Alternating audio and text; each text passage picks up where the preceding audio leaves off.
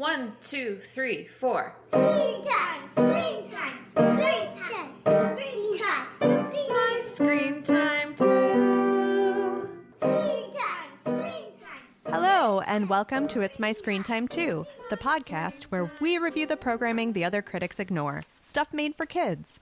Find out what to watch for family movie night, what to avoid altogether, and what you'll want to watch alone voluntarily. I'm Katie. And I'm Deborah. And I have two kids ages 9 and 6. And I have 3 kids who are 15, 11, and 11. Welcome to a Screen Time in the News episode for the week of December 25th, 2024. Today we are discussing an article titled, Ms. Rachel, YouTube star, is creating a holiday toy frenzy by Sapna Maheshwari, published by the New York Times on November 29th, 2025. My family has been making the puzzle edition of the New York Times an annual tradition. And so we bought the paper in print that weekend. Otherwise, I don't think I would have come across this article. Mm-hmm. So it's all about how a company called Spin Master is marketing Ms. Rachel toys, including a plush version of Ms. Rachel herself, which does look cute. The toys are on sale from Amazon, Target, and Walmart. And licensed toys based on media is not a new thing. But what's different about the Ms. Rachel toys is that she became famous on YouTube, TikTok, and Instagram all on her own without the power of a PBS or a Nickelodeon behind her. She also has a separate book deal from Random House. And so these toys are going to make Ms. Rachel and Mr. Aaron, her partner in life and her partner on screen, a boatload of money. Mm-hmm. And I'm really happy for them. So this article was written for the business section, and it includes a ton of info that we've already covered about Ms. Rachel. I didn't really pick this article to talk about Ms. Rachel exactly, but I just wanted to talk about licensed toys more in general. Mm-hmm. Also, I heard an NPR story about cheap toys not meeting consumer standards in the U.S., which made me wonder if licensed toys are actually maybe a safer purchase for kids. Like that, did you hear that story? It was like a very clear, like, these are the things to look out for. Don't buy these toys.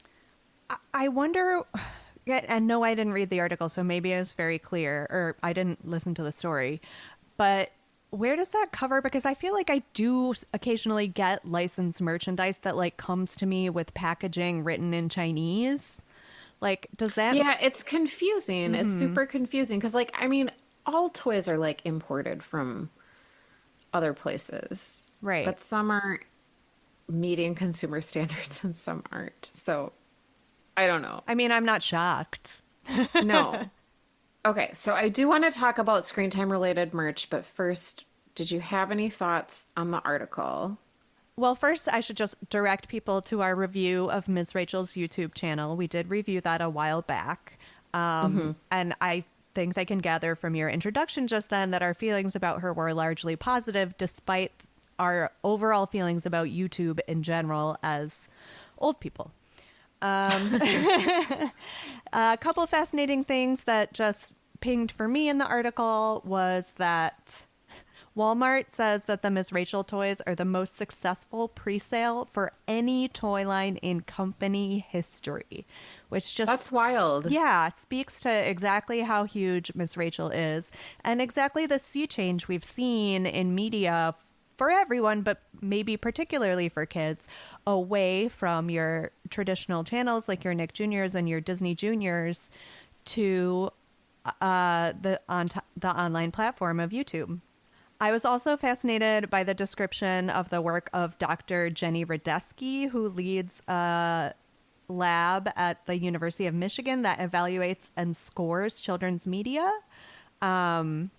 So she talks about how she's getting more and more questions about YouTube from parents. And I mean, just in my own life, I know quite a few younger parents who watch YouTube exclusively, and it would never even occur to them to put their children down in front of, like I said, a Nick Jr. or a Disney Jr. So those were the two big thoughts I had upon reading the article that were separate and apart from the phenomenon of Miss Rachel. Yeah, I really don't care for most of YouTube content that my kids have gravitated to, but maybe maybe this is like the long arc of YouTube over time bends towards Quality? quality.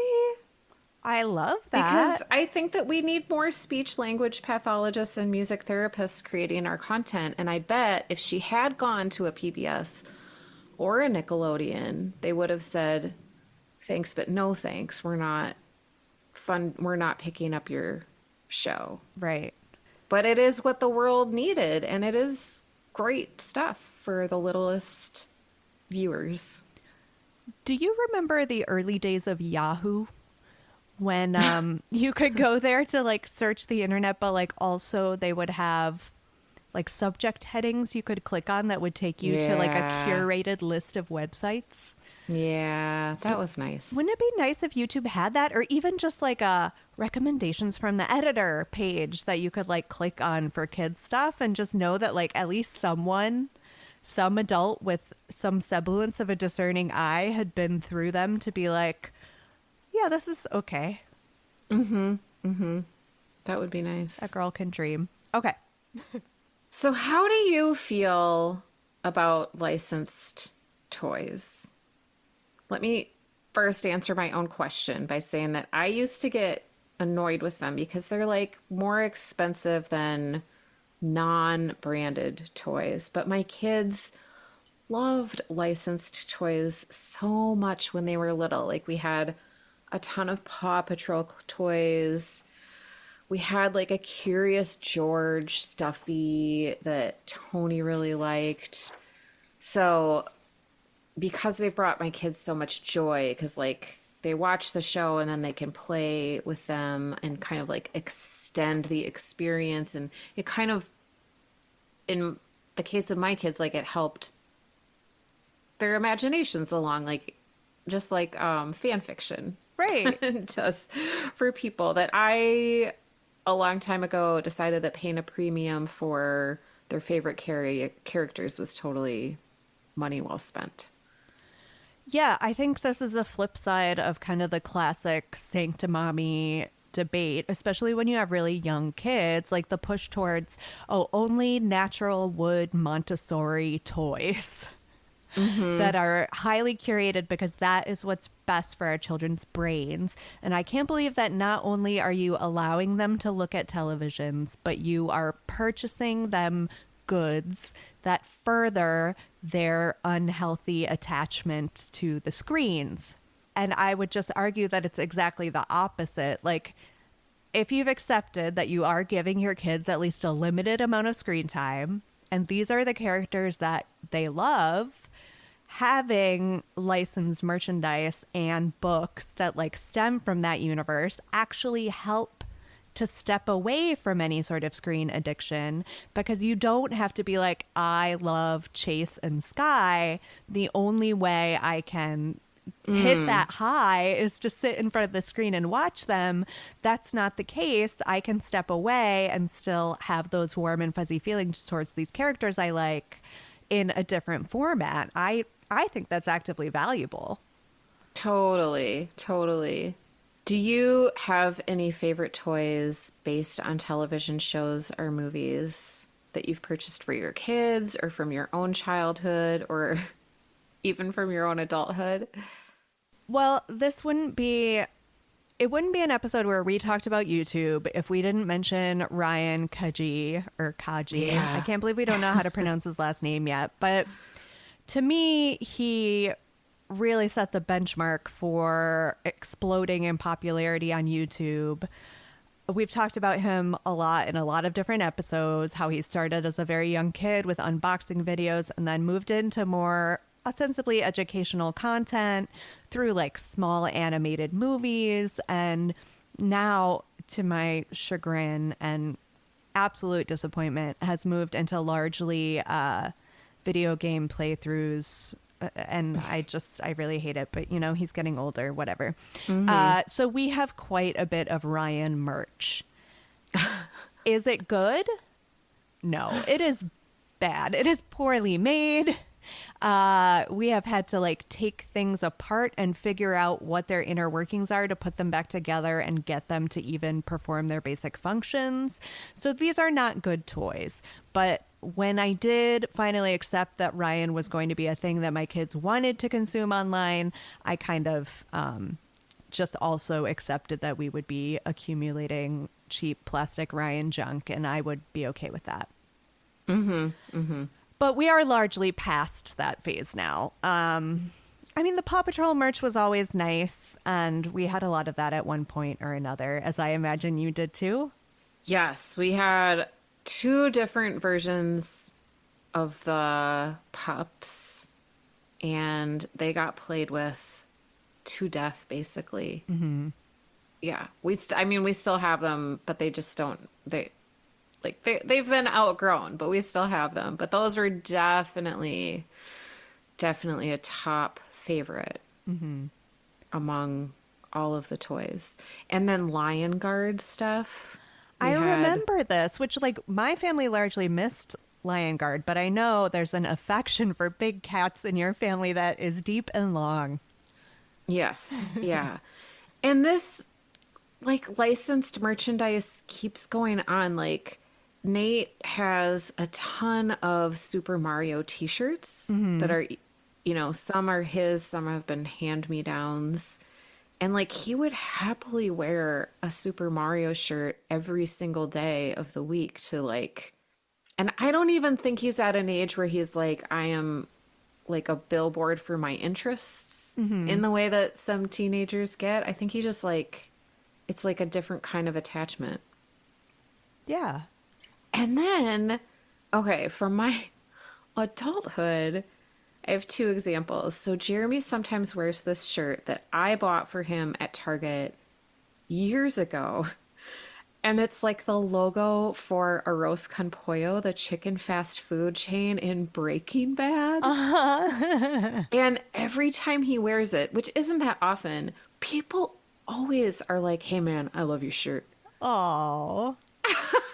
In public, which is, it's funny to me though that like how like the long tail of some of these entertainment properties. And then I think it's fine to share because Jeremy's not going to listen to this podcast, but I just went Christmas shopping for him and found some old vintage Star Wars posters at a vintage shop that are going to make a great Christmas gift for him. And like, that's the same thing. And we have a bin of his Star Wars toys from his youth. So I don't know. I feel like a super capitalist and I kind of hate it. But at the same time, like, I mean, that's what this time of year my family is. loves these items, these physical items.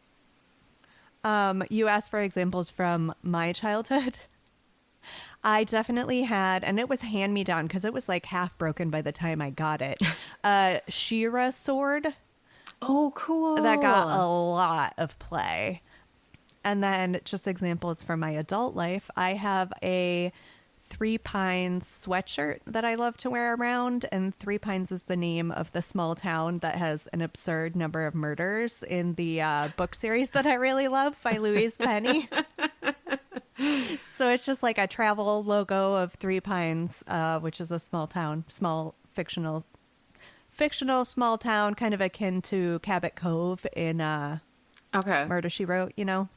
Well, listeners, if you have a favorite merch type of toy or article of clothing, we'd love to hear about it.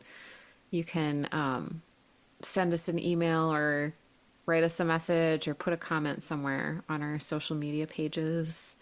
And if you're buying a Ms. Rachel doll for your childhood, I really want to hear how that went. Yeah, it sounds like it could actively be one of those terrible things happen at a sale when they go on. Like moms are just elbowing each other and someone ends up badly hurt. It does. I'm not saying I want that, but I do want to hear about it if it happens. Yeah. All right. Do we have time for some general catch up about what we're watching? Sure. All right. What are you watching with your kids, or what are your kids watching these days? Okay, highly recommend the Is It Cake Holiday Edition series of the show. Libby and I Really? watched all of those, and it was super fun Okay. because it was like all stars from previous seasons competing, and it just kind of puts you in the holiday spirit. Mm-hmm. We've kept up with Georgie and Mandy's first marriage, but there was this scene in the last episode. Okay, so like Georgie and Mandy are like over scheduled, trying to make it, living in their parents' house, like young 20s newlyweds. So like like one of the runners is like they're hot for each other, but they never get like alone time.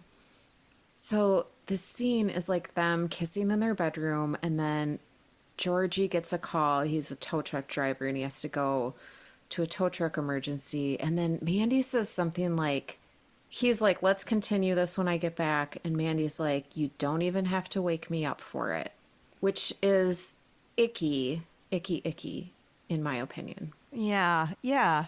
Like, actually, Mandy, he does. He Yeah. needs to wake you up so that you can consent to it. Made me not want to keep watching. And then I Oh, didn't even say anything to Libby about it because I think they just didn't.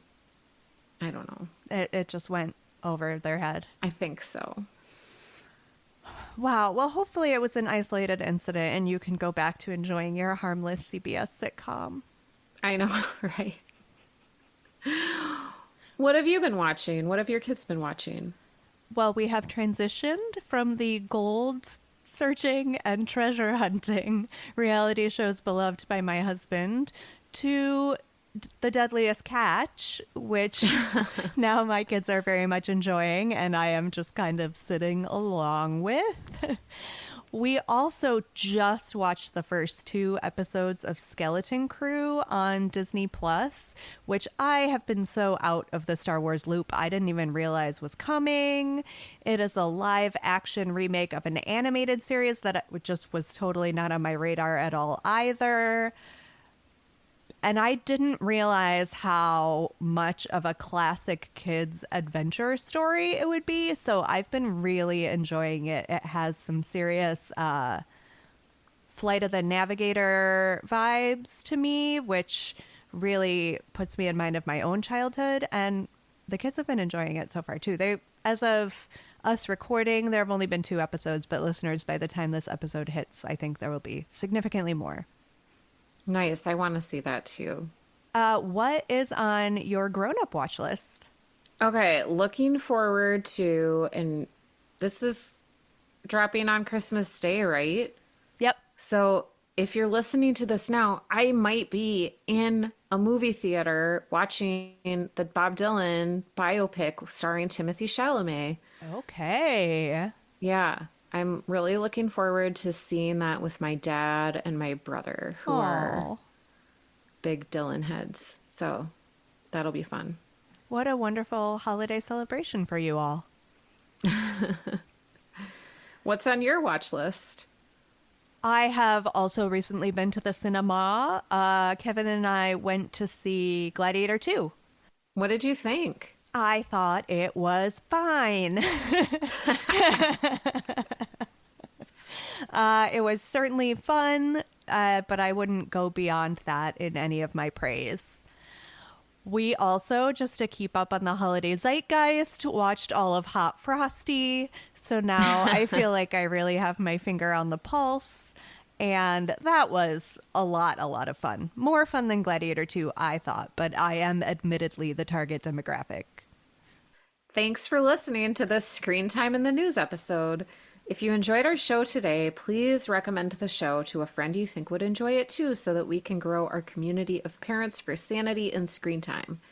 And just a reminder that we are going on a break for the month of January, and we'll be back with new episodes in time for Valentine's Day. If you don't want to miss our up-to-the-minute thoughts about screen time, you can subscribe on our website, myscreentime2.com. Tune in next time for more real talk about the movies and TV we watch with our kids because we have to, and sometimes because we like to. Bye. Bye. Screen time. Screen time.